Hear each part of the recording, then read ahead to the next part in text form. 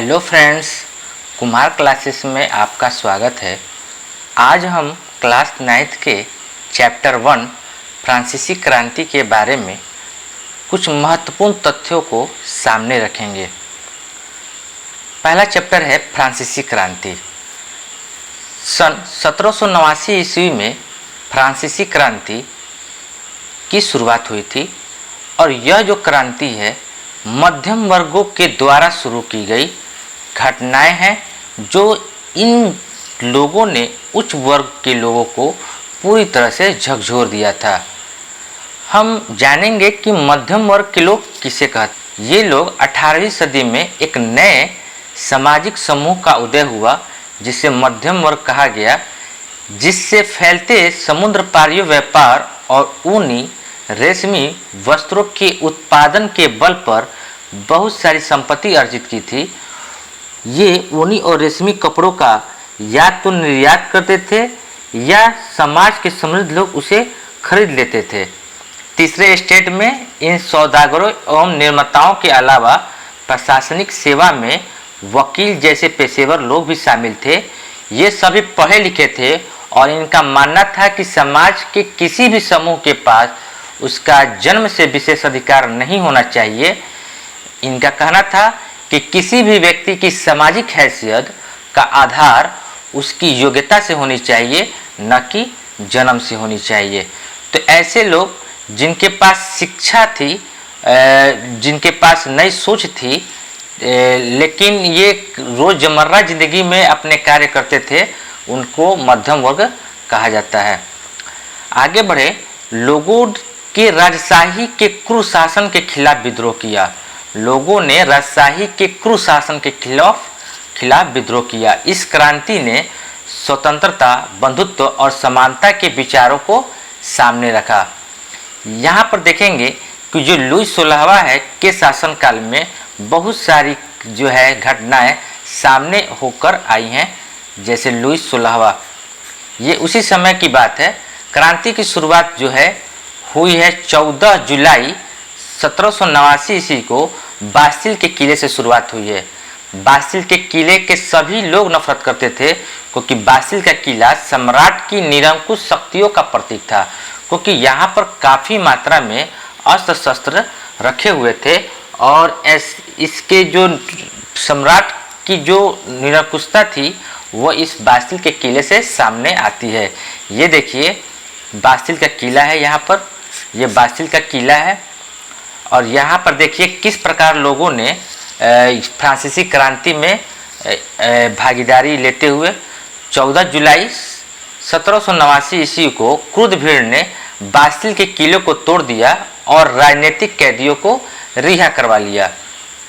और आगे हम देखेंगे कि फ्रांसीसी क्रांति के क्या कारण थे। सबसे पहले हम पॉइंट बना लेते हैं, फ्रांसीसी क्रांति के क्या कारण थे। जैसे उसमें कुछ कारण थे, सामाजिक कारण थे। देख, क्रांति होने का कोई एक कारण नहीं होता है, यहाँ पे बहुत सारे फैक्ट काम करते हैं। कोई एक वजह नहीं है कि उसके चलते क्रांति हो जाए। हम बात करेंगे आगे में कि आखिर क्या सामाजिक कारण थे। यहाँ पे एक लाइन में हम देख लेते हैं कि समाज का वर्गों में बटा होना, सामाजिक विभेद और मध्यम वर्ग का उदय। इसके बारे में हम लोग डिटेल से आगे भी पढ़ेंगे इसी वीडियो में। राजनीतिक कारण थे, शासन जो था अयोग्य था और वो अपने आदमियों को एक विशेष प्रकार का अधिकार दिए हुए थे।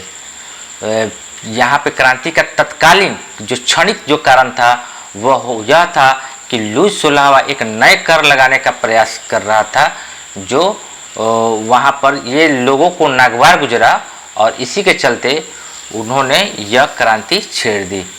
आर्थिक कारण क्या था, आगे हम इस पूरे वीडियो में देखेंगे कि आर्थिक कारण के बारे में हम डिटेल से जानेंगे। लगभग 12 अरब लिब्रे का कर्ज था।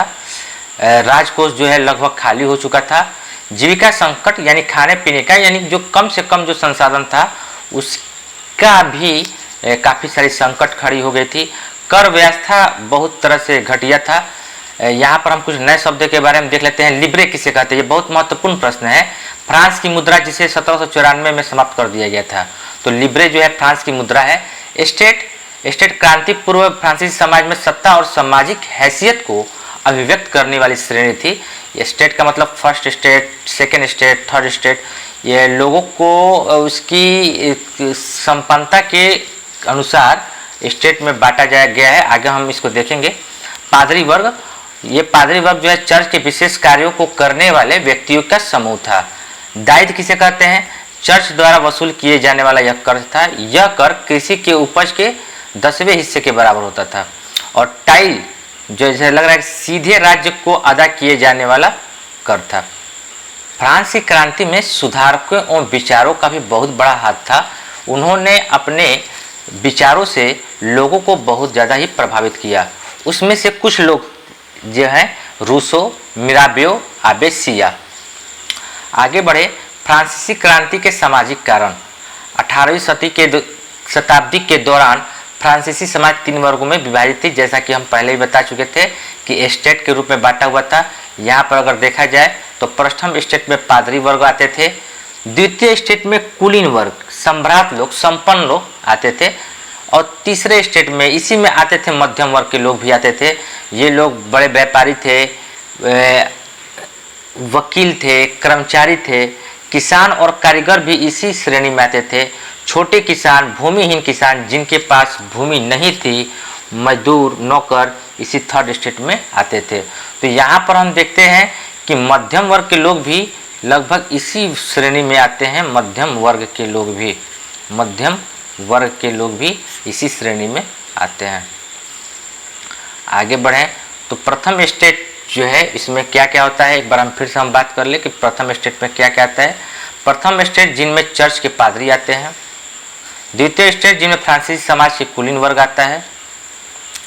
तृतीय स्टेट जिनमें बड़े व्यवसायी, व्यापारी, अदालती कर्मचारी, वकील, किसान, कारीगर, भूमिहीन मजदूर आदि आते थे। लगभग 60% जमीन पर कुलीनों का, चर्च और तीसरे स्टेट के अमीरों का अधिकार था।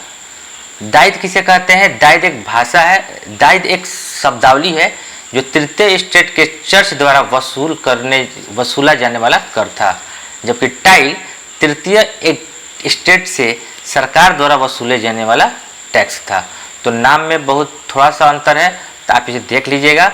दायित्व जो है चर्च के द्वारा वसूल किया जाता था और टाइल जो है सरकार द्वारा वसूल किया जाता था। प्रथम 2 स्टेट पादरी वर्ग और कुलीन वर्ग के लोगों को जन्म से कुछ विशेषाधिकार प्राप्त थे। प्रथम 2 स्टेट जो पादरी वर्ग और कुलीन वर्ग के लोगों को जन्म से ही कुछ विशेषाधिकार प्राप्त थे, जैसे राज्य को दिए जाने वाला कर में बहुत भारी मात्रा में इनको छूट दी जाती थी। इससे मध्यम वर्ग के लोग काफ़ी नाखुश रहते थे। राज्य के सभी टैक्स केवल तृतीय स्टेट द्वारा वहन किए जाते थे। देखिए यहाँ पर लिखा हुआ है कि राज्य के सभी टैक्स केवल थर्ड स्टेट के लोगों द्वारा वहन किए जाते थे। फ्रांसीसी क्रांति के आर्थिक कारण क्या है? तो देखें, निर्वाह संकट। फ्रांस की जनसंख्या सन 1715 ईस्वी में लगभग 2.3 करोड़ से बढ़कर 1789 ईस्वी में 2.8 करोड़ हो गई। अनाज उत्पादन की तुलना में उनकी मांग भी काफ़ी तेजी से बढ़ी। अधिकांश लोगों के मुद्य खाद्य पावरोटी की कीमत में तेजी से वृद्धि हुई। अधिकतर कामगार कारखानों में मजदूरी करते थे और उनकी मजदूरी मालिक तय करते थे, लेकिन मजदूरी महंगाई की दर से नहीं बढ़ रही थी। फलस्वरूप अमीर और गरीब की खाई चौड़ी होती गई। जिस हिसाब से महंगाई बढ़ रहा था उस हिसाब से उनकी मेहनताने नहीं बढ़ रहे थे। स्थितियाँ तब भी और बदतर हो गई जब सूखे या ओले के प्रकोप से फसल खराब हो गई, पैदावार गिर जाती है और इससे रोजी रोटी का संकट पैदा हो जाता था। ऐसे जीविका संकट पहले भी प्राचीन राजतंत्र में हुआ करता था, लेकिन ये बार बार होने से उस समय फ्रांस में काफ़ी ज़्यादा संकट सामने आ गई। इससे खाद्यान्नों की कमी या जीवन निर्वाह संकट पैदा हो गया, जो पुराने शासन के द्वारा बार बार होने लगा। फ्रांसीसी क्रांति के कुछ राजनीतिक कारण हैं। मध्यम वर्ग, जिनमें आपको वकील, शिक्षक, लेखक, विचार आदि आते थे, ने जन्म पर आधारित विशेषाधिकारों पर प्रश्न उठाने शुरू कर दिए। इनका मानना था कि किसी भी व्यक्ति की जो हैसियत है उसको जन्म पर आधारित न होकर के उसकी योग्यता पर आधारित हो, क्योंकि ये बहुत ही ज़्यादा पढ़े लिखे और टैलेंटेड लोग होते थे और इन्होंने ही अपनी बातों को सामने रखा और क्रांति का संचार किया। यहाँ पर आप देख सकते हैं, यहाँ पर एक मक्खी है जो पैर पर बैठी हुई है सम्राट के, उसको थर्ड मजदूर वर्ग के लोगों से तुलना किया गया है। किसी एक चित्रकार ने इसको बनाया हुआ है और मक्खी की जो तुलना है वो एक मजदूर वर्ग के लोगों से किया गया है। 18वीं सदी मध्यम वर्ग के बारे में एक बार हम फिर देख लेते हैं। 18वीं सदी में एक नए सामाजिक युग का उदय हुआ जिसे मध्यम वर्ग कहा गया। उभरते मध्यम वर्ग ने विशेषाधिकारों के अंत की कल्पना की। उन्होंने ऊनी तथा रेशमी वस्त्रों के उत्पादन के बल पर संपत्ति अर्जित की थी। जिसने ऊनी तथा रेशमी वस्त्रों के उत्पादन के बल पर संपत्ति अर्जित की थी। यह सभी पढ़े लिखे होते थे और इनका मानना था कि समाज के किसी भी समूह के पास जन्म से विशेष अधिकार नहीं होने चाहिए। लुई 16वें के बारे में देख लेते हैं। सन 1794 ईस्वी में लुई 16वां फ्रांस की राजगद्दी पर आसीन हुआ। यह फ्रांस के बुर्बी राजवंश का राजा था। यहाँ सवाल आ सकता है कि वो किस राजवंश का राजा था, तो बुर्बी राजवंश का राजा था। उसका विवाह ऑस्ट्रिया की एक राजकुमारी जिसका नाम था मैरी एंटोइनेट से हुआ था। राज्यारोहण के समय उसका राजकोष खाली था, जिसके निम्नलिखित कारण थे। लंबे युद्धों के कारण वित्तीय संसाधनों का नष्ट हो जाना, पूर्ववर्ती राजाओं की शान और शौकत पर फिजूल खर्ची, अमेरिकी स्वतंत्रता संघर्ष में ब्रिटेन के खिलाफ अमेरिका को सहायता प्रदान करना, जनसंख्या का बढ़ना, जीविका संकट उत्पन्न हो जाना और एक बात और, राजकुमारी मैरी एंटोइनेट भी अपने सुख सुविधाओं पर भारी मात्रा में खर्च करती थी और अपने चाहने वालों को विशेषाधिकार भी देती थी। यहाँ पर देख सकते हैं किस प्रकार जो है यहाँ पर खाने के लाले पड़े हुए हैं, लड़ाई झगड़ा हो रहा है। क्रांति की शुरुआत कैसे हुई है हम एग्जैक्ट देखेंगे कि क्रांति की शुरुआत किस प्रकार हुई है। फ्रांसीसी सम्राट लुई 16वां ने 5 मई 1789 ईस्वी को नए कर बढ़ाने के पीछे मेन मकसद यह था कि जो है देश पूरी तरह से कर्ज में डूब गया था और उस कर्ज को भरपाई करने के लिए लुई 16वें ने करों में काफ़ी इजाफा कर दिया था। तो नए करों को प्रस्ताव के अनुमोदन के लिए स्टेट्स जनरल की बैठक बुलाई।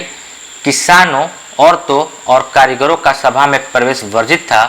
फिर भी लगभग 40,000 पत्रों के माध्यम से उनकी शिकायतें एवं मांगों की सूची बनाई गई, जिससे उसके प्रतिनिधि अपने साथ लेकर आए थे। स्टेट्स जनरल के नियमों के अनुसार प्रत्येक वर्ग को एक मत देने का अधिकार थी। जिस वक्त नेशनल असेंबली का संविधान का प्रारूप तैयार करने में व्यस्त थी, पूरा फ्रांस धीरे धीरे आंदोलित हो रहा था। कड़ाके की ठंड के कारण फसल खराब हो गई थी और जो मुख्य भोजन था पाव रोटी, उनकी कीमतें आसमान छू रही थी। बेकरी मालिक इसका फायदा उठाना चाहते थे और वो अपने पाव रोटी का दाम बहुत ही ज़्यादा बढ़ा दिए थे और इस स्थिति का फायदा उठाकर वो अपनी जमाखोरी में लगे हुए थे। बेकरी की दुकानों पर घंटों इंतजार करने के बाद गुस्साई औरतों की भीड़ ने दुकान पर धावा बोल दिया। यहाँ पर आप देखिए कि किस प्रकार औरतें जो हैं लाइन लगा करके पाव रोटी खरीदने के लिए लाइन लगाई हैं। दूसरी तरफ सम्राट के सेना ने पेरिस में प्रवेश करने का आदेश दे दिया और उस भीड़ ने 14 जुलाई को बास्तिल पर धावा बोलकर उसे नेस्तनाबूद कर दिया। यहाँ पर दूसरी तरफ सम्राट के सेना ने पेरिस में प्रवेश करने का आदेश दे दिया, लेकिन जो भीड़ है, जो पब्लिक है, वो 14 जुलाई को बास्तिल पर धावा बोल दिया और उसे नेस्तनाबूद कर दिया। देहाती इलाकों में गांव-गांव में यह अफवाह फैल गई कि जागीरों के मालिक ने भाड़े के लुटेरों पर बुलाया है जो पक्की फसलों को तबाह करने के लिए निकल पड़े हैं और कई जिलों में डर से आक्रांत होकर किसानों ने कुदालों से ग्रामीण किलों पर आक्रमण कर दिया। उन्होंने अन्न भंडार को लूट लिया और लगान संबंधी सभी दस्तावेज को जलाकर राख कर दिया। कुलीन बड़ी संख्या में अपनी जागीरें छोड़कर भाग गए और कुछ लोगों ने तो पड़ोसी देशों में जाकर शरण ले ली।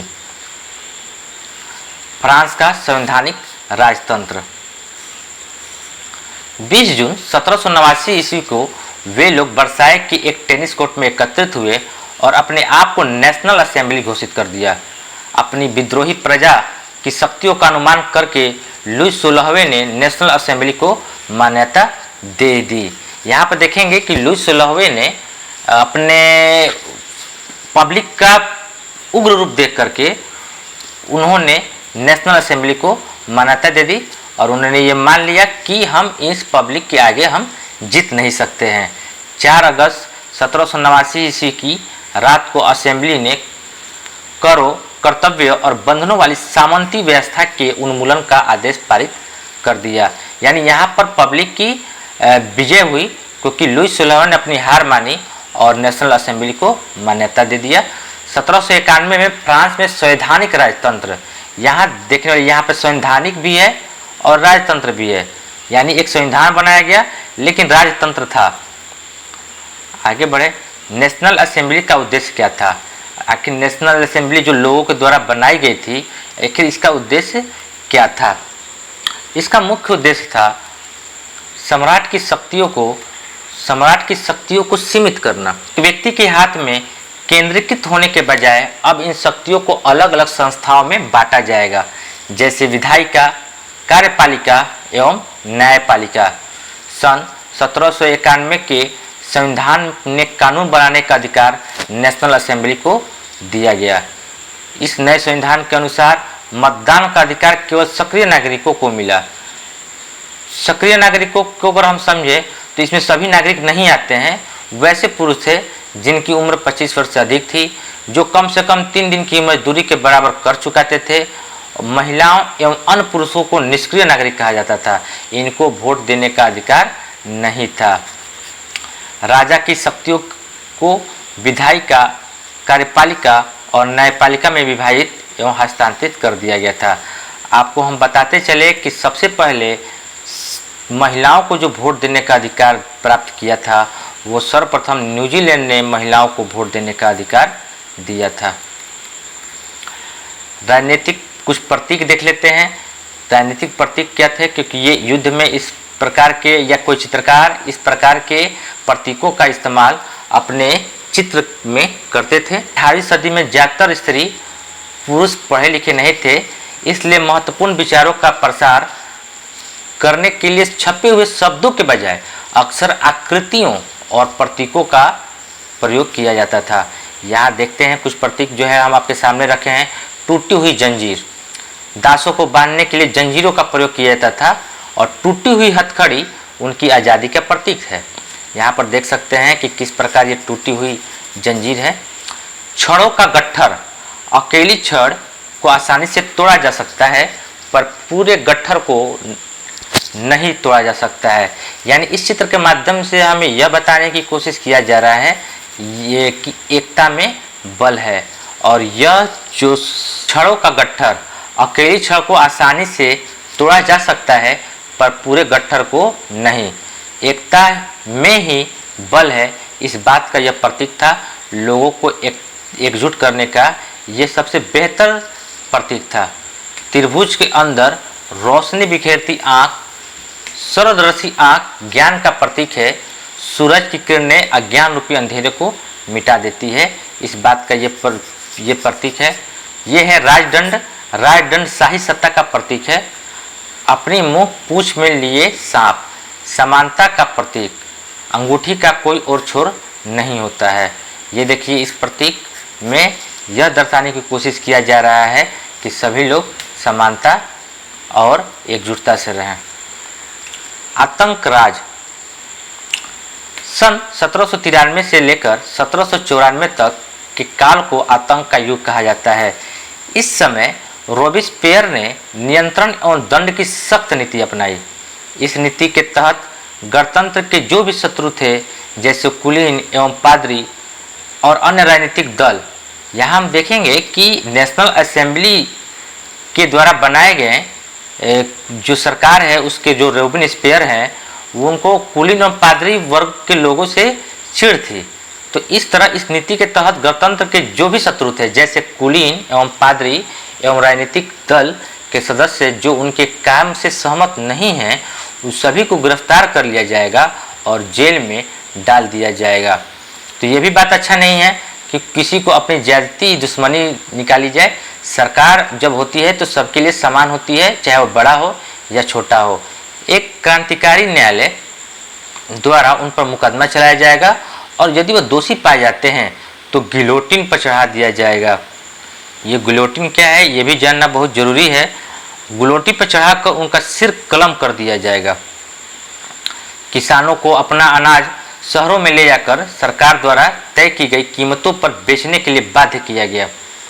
रॉबिन्सपियर ने अपनी नीतियों को इतनी सख्ती से लागू किया कि उसके समर्थक जो थे, जो उनके साथ रहने वाले थे, वो भी त्राही त्राही करने लगे और अंत में जुलाई 1794 में न्यायालय द्वारा उसे दोषी ठहराया गया और गिरफ्तार करके अगले ही दिन उसे गिलोटिन पर भी चढ़ा दिया गया।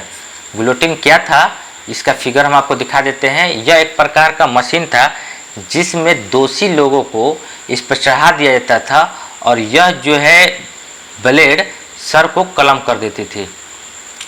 देखते हैं गिलोटिन दो खंभों के बीच में लटकने वाले आरी वाली मशीन थी जिस पर रखकर अपराधी का सिर धड़ से अलग कर दिया जाता था।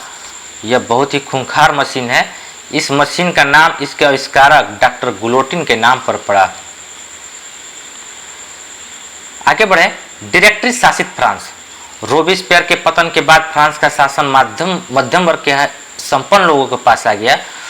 उन्होंने 5 सदस्यों वाली एक कार्यपालिका डायरेक्टरी नियुक्त किया जो फ्रांस का शासन देखती थी, लेकिन अक्सर विधान परिषद से उनके हितों का टकराव होता रहता था और इस राजनीतिक अस्थिरता का फायदा उठाया नेपोलियन बोनापार्ट ने और 1799 में डायरेक्टरी को खत्म करके स्वयं 1804 ईस्वी में फ्रांस का सम्राट बन गया। ये देखिए नेपोलियन बोनापार्ट बहुत ही महत्वाकांक्षी और बहुत ही, यहाँ देखिए नेपोलियन बोनापार्ट की तस्वीर है घोड़े पर सवार। 1804 में नेपोलियन ने खुद को फ्रांस का सम्राट घोषित किया। उन्होंने पड़ोसी यूरोपीय देशों को जीतने के लिए राजवंशों को दूर करने और उन राज्यों का निर्माण करने के लिए निर्धारित किया जहां उन्होंने अपने परिवार के सदस्यों को रखा। उन्होंने यूरोप के आधुनिकीकरणकर्ता के रूप में अपनी भूमिका देखी। अंत में वह 1815 के वाटरलू के युद्ध में पराजित हुआ। तो ये समय याद रखना होगा कि किस युद्ध में नेपोलियन बोनापार्ट पराजित हुआ। तो 1815 ईस्वी के वाटरलू युद्ध में। क्या महिलाओं के लिए भी यह क्रांति हुई थी? महिलाएं शुरू से ही फ्रांसीसी समाज में अहम परिवर्तन लाने वाली गतिविधियों में शामिल हुआ करती थी। ज़्यादातर महिलाएं जीविका निर्वाह के लिए काम करती थी। वे सिलाई, बुनाई, कपड़ों की धुलाई करती थी और बाजारों में फल फूल सब्जियां बेचती थी। ज़्यादातर महिलाओं के पास पढ़ाई लिखाई के मौके नहीं थे। यह मौके केवल कुलीनों की लड़कियों अथवा धनी परिवार की लड़कियों के पास था। इसके बाद उन्होंने शादी कर दी जाती थी और महिलाओं को अपने परिवार का पालन पोषण करना होता था, जैसे खाना पकाना, पानी लाना, लाइन लगाकर पावरोटी लाना और बच्चों की देखभाल करना। उनकी मजदूरी पुरुषों की तुलना में भी कम थी। उनकी एक प्रमुख मांग यह थी कि महिलाओं को पुरुष के समान राजनीतिक अधिकार प्राप्त होने चाहिए। महिलाओं के जीवन में सुधार लाने के लिए कुछ कदम उठाए गए। क्रांतिकारी सरकार ने महिलाओं के जीवन में सुधार लाने वाले कुछ कानून लागू किए जो इस प्रकार है। सरकारी विद्यालयों की स्थापना के साथ ही सभी लड़कियों के लिए स्कूली शिक्षा को अनिवार्य बना दिया गया। अब पिता उन्हें उनकी मर्जी के खिलाफ शादी के लिए बातें भी नहीं कर सकते थे। अब महिलाएं व्यावसायिक प्रशिक्षण ले सकती थी, कलाकार बन सकती थी, छोटे मोटे व्यवसाय भी चला सकती थी। मताधिकार और समान वेतन के लिए महिलाओं का आंदोलन अगली सदी में भी अनेक देशों में चलता रहा। यहाँ पर अभी उनको मत देने का अधिकार प्राप्त नहीं था। अंततः सन 1946 ईस्वी में फ्रांस की महिलाओं ने भी मत अधिकार हासिल कर लिया गया। इसके बाद है दास प्रथा का उन्मूलन। दास व्यापार 17वीं शताब्दी में शुरू हुआ। फ्रांसीसी सौदागर बंदरगाह से अफ्रीका तट पर जहाज ले जाते थे और वहां से वे स्थानीय सरदारों से दास करते थे। दासों को हथकड़ियाँ डालकर अटलांटिक महासागर के पार कैरिबियाई देशों तक 3 महीने की लंबी समुद्री यात्रा के लिए जहाज़ों में ठूस दिया जाता था। वहाँ उन्हें बगान के मालिकों को बेच दिया जाता था। बोर्दो और नान्ते जैसे बंदरगाह फलते फूलते दास व्यापार के कारण ही समुद्र नगर बन गए और 18वीं सदी में फ्रांस में दास प्रथा की ज़्यादा निंदा नहीं हुई। लेकिन सन 1794 के कन्वेंशन ने फ्रांसीसी उपनिवेशों में सभी देशों को मुक्ति का कानून पारित किया। यह कानून एक छोटी सी अवधि तक ही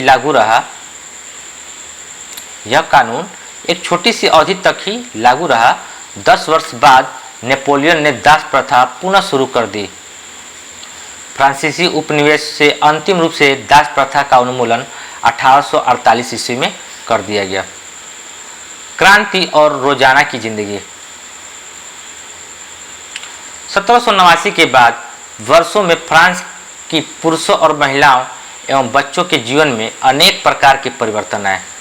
क्रांतिकारी सरकार ने कानून बनाकर स्वतंत्रता एवं समानता के आदर्शों को रोजाना की जिंदगी में उतारने का प्रयास किया। फ्रांस के शहरों में अब अखबार, पुस्तक एवं छपी हुई तस्वीरों की बाढ़ आ गई, जहां से वे तेजी से गांव देहात तक जा पहुंची। उसके अंदर फ्रांस की घट रही घटनाओं और परिवर्तनों का ब्यौरा और उन पर टिप्पणी होती थी। धन्यवाद। अगले वीडियो में हम सभी प्रश्नों के उत्तर लेकर आएंगे। अगर वीडियो पसंद आया तो लाइक और शेयर जरूर करें। धन्यवाद।